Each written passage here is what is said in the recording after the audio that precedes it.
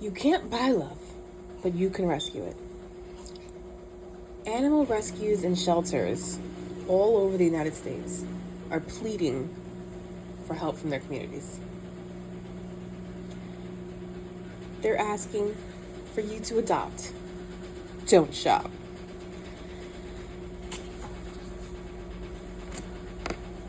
Some people, a quote that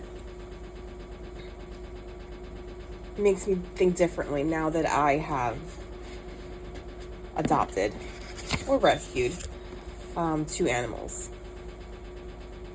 It goes, some people see an unfortunate dog sitting in a shelter. I see an angel someone threw away. That definitely hits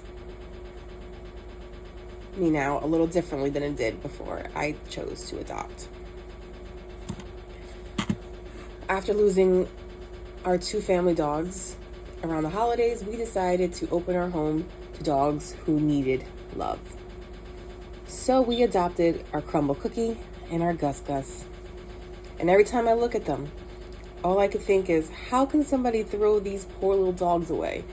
How could they just abandon them and not care what happened next? Today we're going to talk about the shelter and rescue issues that the United States is facing, what's causing all the overcrowding, and how we think we can lessen this crisis. How can we help? First things first, all the rescues and shelters are having problems with overcrowding. Overcrowding to the point where they have dogs lined up in the hallways, in kennels on top of kennels. They're turning dogs away or sending them to other shelters or rescues. It was even so bad a couple months ago. I saw Nork Shelter and Tinton Falls shelters advertising $20 adoption fees for dogs over 50 pounds just to get these dogs homes.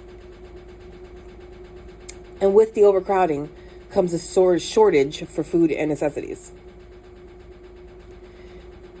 With the influx of the animals coming in, and it's not just dogs, it's cats as well. With the influx of the cats and the dogs that come in, they can't keep up. They're running out of food, they're running out of toys, beds, collars. They're asking for help. Another problem is volunteer shortage. Every dog in a shelter gets 1 hour of outside time. So they're out of that kennel for 1 hour a day. And that takes a volunteer.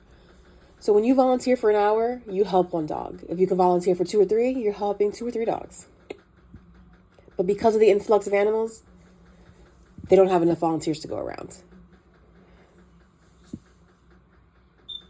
And we're not just seeing puppies at shelters. We're seeing senior dogs too. Dogs that are 2, 3, 4, 9, 10, looking for homes and looking for love. According to the Shelter Animal Counts for 2023 statistics, 690,000 animals were euthanized in shelters across the U.S. That number is made up of 360,000 dogs and 330,000 cats. So the shelters get overcrowded, and what happens next? Sometimes, if an animal is higher, it's older. Let's say we have a dog that's 9, 10 years old, they'll call them a senior, and they see that they're not getting adopted. Unfortunately, they will put the dog down. If it's been over a year or 2, they'll just put the dog down. And you may be asking yourself, how do we get here? What are the causes? One of the things experts are saying happen is they're calling it COVID-19 pandemic puppies. People thought the best way to get through the hard times was to get a pet. You're stuck home with nothing to do, nowhere to go. What better way to pass the time than having a new little fluffy family member? So people went out and bought dogs and cats Whether they bought them at a puppy store, at a pet store, or they adopted them. And then once life went back to normal, they realized, oh, wait, I don't have time for this. And they got surrendered. Another thing is buying the animals and abandoning them. Another big problem we see, especially with pit bulls, is the breeding. People acquire pit bulls to breed. And once they're done breeding and done being useful, most of the time, they're thrown out in the streets. Some of them get lucky and they are surrendered to a shelter right away or a rescue, and they can find a good home. But some are not so. You also have pets that have behavioral issues, and they get surrendered because the owners can no longer care for them. The Guardian newspaper out of California noted that in 2024, the Mendocino Coast Humane Society took in 694 animals that year. That number was made up between animal cruelty, unwanted pets, and strays. It's a big number. And with every effect, there's a cause. Just as there are solutions to every issue we face. How can we help lessen this crisis? In 2023, the number of adopted pets were high. 2.6 million cats and 2.2 million dogs found homes. These stats come from the Statistic 2025 website. And how is this happening?